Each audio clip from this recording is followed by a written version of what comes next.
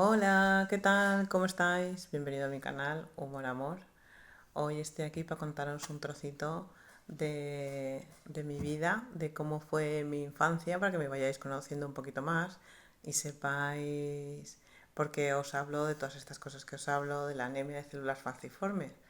Porque como bien os he dicho en otros vídeos, yo nací con esta enfermedad. Con lo cual, pues desde los 2 años que llevo hospitalizada en hospitales, bueno, padeciendo dolores y padeciendo todo lo que es la enfermedad de las células falciformes. En un mini resumen, sobre todo es el que el dolor, pues al final te asalta sin saber muy bien por qué, pues eso, los glóbulos rojos se van atascando en el cuerpo y van produciendo esos dolores y esa parte de esa destrucción masiva de glóbulos rojos que hace mi cuerpo cada vez que se estresa mucho, cada vez que se deshidrata o cada vez que le ocurre algún factor de los que se consideran de riesgo, que para cualquier otra persona normal no, o sea, normal, para cualquier otra persona que no tenga esta enfermedad, a eso es a lo que me refería con normal, no es, no le pasaría nada, ¿no? O sea, y para mí pues son cosas que son bastante graves si no tengo cuidado con ellas y se pueden, pues eso, desembocar en una gran crisis vasooclusiva. Y bueno, y algunas veces pues cuando era pequeña, como no había conocimiento sobre esta enfermedad, pues también era pues eso, muy desconocido, no es como ahora que hay un montón de información, incluso se hace ya, se hacen pruebas antes, se hace también la prueba en los bebés, bueno, e incluso en el feto. O sea que bueno, que el mundo avanza muchísimo y eso no nos cabe duda. De hecho, esta es la prueba, ¿no? Que estoy contando mi historia a través de internet. Pero bueno, a lo que yo iba es que cuando yo era pequeña, pues yo tenía que estar en el hospital. Pues igual una crisis me duraba una semana o 15 días o un mes o el tiempo que fuese. Y claro, no es como ahora que puedes estar en el hospital y puedes estar acompañada de gente, de familiares, de amigos, incluso pueden venir a visitarte. Antes, cuando yo era pequeña, solo se podía estar una hora, solo tenías una hora de visita. Y en esa hora de visita, pues claro, imagínate, una niña de 6 años, de 5 de 10 bueno, pues eso, a lo largo de toda mi infancia he tenido que pasar por eso muchísimas veces. El que mis padres no podían venir a verme. Bueno, y es que encima, más agravantes que yo estaba ingresada, yo iba al Hospital de la Fe de Valencia, viviendo en Alicante, con lo cual mis padres cogen el coche para allá, llévate a la chiquilla, que no sé qué, las pruebas, tal, y había veces que, claro, para una hora de visita, había veces que sí que venían y otras veces que no, y venía alguna tía o algún familiar. Sin visita no me quedaba, pero sí que me quedaba pues sin estar ahí con el calorcillo del hogar, de tu casa, y eso al final con el tiempo hace evidentemente una herida, un trauma, ¿no? Una sensación que con los años lo ves, cuando eres pequeña no lo puedes ver porque no lo puedes entender, lo ves como algo natural, mi vida es así y ya está. Pero a medida que creces puedes entender que esa sensación de soledad, de tristeza, o ese vacío, o ese me da todo igual, venga de la infancia que yo he tenido en mi caso. Cada uno en su caso tiene que ver de dónde le vienen las cosas que le vienen. Luego, yo por ejemplo con mis hermanas, con mis primas siempre jugaba, con mis padres bien, era una niña pues sí, quitando las células falciformes, pues aparentemente normal. Luego, ¿qué más cosas que me han marcado? Bueno, pues eso, los dolores físicos, que muchas veces me levantaba pues con un dolor en un hombro.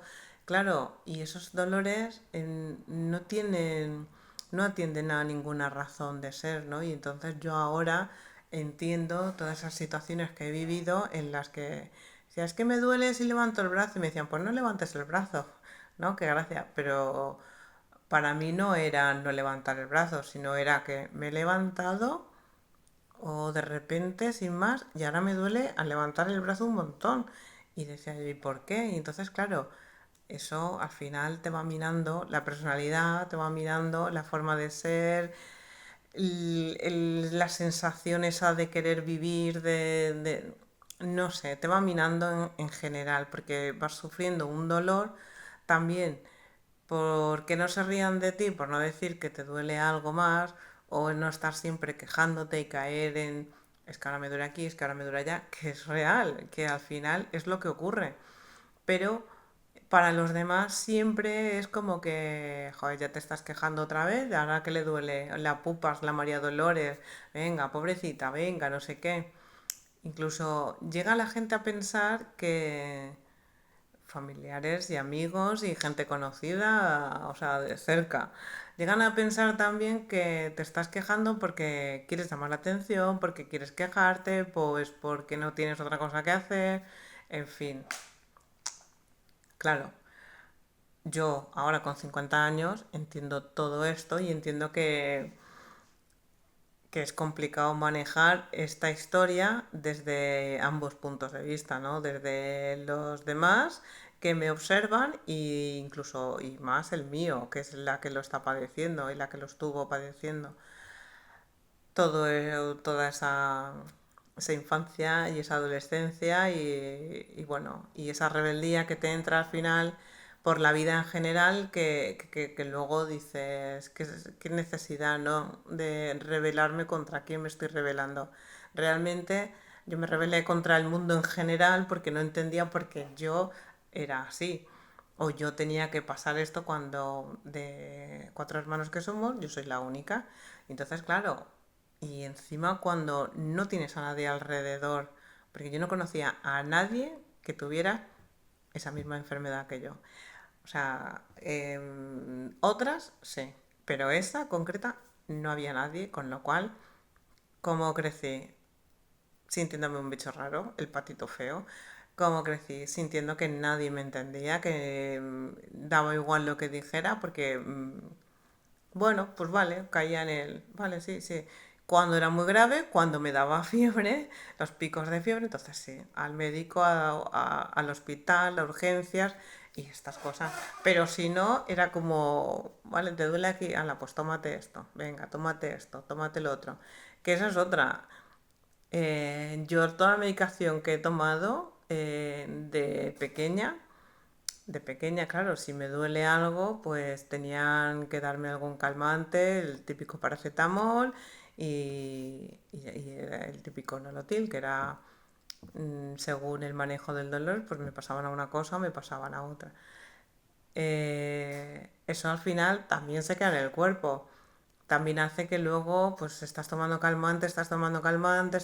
cosas y eso hace también que pues que tu cuerpo no funcione igual que el de los demás porque por un lado estás arreglando, pero por otro lado ya sabemos que los medicamentos pues un poco tienen, bueno, un poco no, tienen efectos secundarios. Y aunque dicen que son pocos, pero esos efectos a la larga están ahí. Y, y son muchas las cosas que yo ahora, por eso mismo, por estas circunstancias que he vivido, las he ido cambiando. He ido cambiando lo de tomar tantos calmantes a no ser que sea muy necesario. Ahora ya paro, hago lo que sea necesario antes de tomarme cualquier calmante. Porque sé que a la larga mis riñones, mi hígado, o sea, son los que lo filtran. Son los que van a sufrir más el, la presencia de estos medicamentos. Con lo cual, ahí yo intento cuidar mi cuerpo al máximo porque quiero que me dure muchos años, muchos años, muchos años y ya estoy feliz de tener ya los 50 y decir, bueno, voy para los 51, ¿eh? y decir, aquí estoy, aquí sigo, porque esa es otra, que a mi madre le decían que no iba a llegar a los 18, que no iba a llegar a los 20, o que no iba a llegar a los 30, o que no iba a poder tener hijos, o que tantas cosas que estaban ahí escritas por desconocimiento con las células falciformes, que claro, y yo, vamos, con buena edad topado. Yo dije, pa'lante, pa'lante, pa'lante y a todo lo que pueda. Y entonces, lo que os estaba comentando era lo de que quiero que mi cuerpo me dure un montón de años, pues hago eso. Si me duele, noto algún dolor, noto algo, lo primero, pues eso, masajearme el cuerpo, tumbarme en la cama, una ducha agua calentita, eh, cosas que hacen que mi circulación de la sangre pues fluya, tomar más líquido, meditar, ponerme música relajante, hablarle a mi cuerpo, darle las gracias, quererlo mucho. Siempre procuro hacer cosas para, pues eso, antes de llegar al calmante. Si estoy en una situación donde no puedo hacer nada de esto, pues evidentemente si me tengo que tomar un calmante, me lo tomo. Pero yo es lo que digo, llevo bastante tiempo ahorrándome unos cuantos con estas técnicas y estoy encantadísima, la verdad, porque veo que funciona y porque veo que es algo que a mí nadie me lo ha dicho, o sea, he tenido que estar muy mal, muy mal, muy mal para llegar a ese punto de decir, vamos a buscar una solución, vamos a buscar otras cosas, vamos a buscar qué hacer, qué no hacer, porque así no se puede. Y realmente ese ansia de querer encontrar siempre algo más, de querer buscar, de querer estar bien, de querer mejorar, de no conformarme, ese hambre de decir, de inconformismo, ¿sabes? Ese ha sido el que a mí me ha dado la vida muchas veces y ha hecho que no me apalanque en una depresión, que no me apalanque en un todo da igual, bueno, pues si tengo que estar así, me quedo así. No, no, no, todo lo contrario. Hay algo dentro de mí que siempre me ha dicho, vamos a estar mejor, que nos perdemos la vida, que la vida se va por allí y tú vas por allí, venga, tira para allá. Que mucho tiempo, ya te digo, he estado hospitalizada muchísimas veces, muchísimos años, te diría yo que todos los años de mi vida que yo recuerde he tenido una hospitalización, o sea que con eso como poco, ¿eh? Y una hospitalización larga, o sea, eso como poco. Sí que es verdad que ha habido una temporada de mi vida en la que estuve mucho mejor, qué casualidad, cuando mis hijos eran pequeños. Ahí el poder de las madres, que cuando tienes hijos pequeños dices, yo no me puedo poner mala y no me pongo mala. Y bueno, luego ya cuando me tocó que no veas. Fue bastante, fue bastante largo y duro, porque fue cuando me operaron de la cadera otra vez. Y estuve un tiempo en silla de ruedas, que me dijeron que lo más seguro es que no pudiera volver a andar. Y camino, claro que camino. También me dijeron, bueno, me han pasado muchas cosas que me han dicho los médicos, pero yo siempre he luchado y siempre he luchado por estar mejor. Es como que nunca me he rendido. Siempre he pensado, bueno, si estás en mi vida, eso de ver a la gente pasárselo bien y yo estar en la cama del hospital o en la cama, era como que... ay, decía, no, no, no, no, no, no. O sea, cuando tengo que estar y no me queda más remedio, pero si yo, en cuanto yo puedo, o sea, es como que me quiero levantar, hay algo que dice pa'lante, pa'lante. Y encima lo he ido cultivando todavía más, le he ido sacando punta a esta sensación a esta viveza interior, ¿sabes? Al querer siempre tirar para adelante. Con el tiempo, pensando en todas esas cosas que me he perdido y pensando en todas esas cosas que también he ganado, porque al final el estar enfermo, el estar en un hospital, el estar mal, hace que reflexiones de una manera que si no, no... Hay mucha gente que... Bueno, mucha gente no, todos en general. Nos metemos en la rueda de la vida y ya no tenemos tiempo para hacer nada más. Y ya es como que ahora tengo esto, lo otro y lo otro. Y no tenemos tiempo de esas reflexiones, de esos pensamientos, de ese ver qué es lo que realmente necesitamos.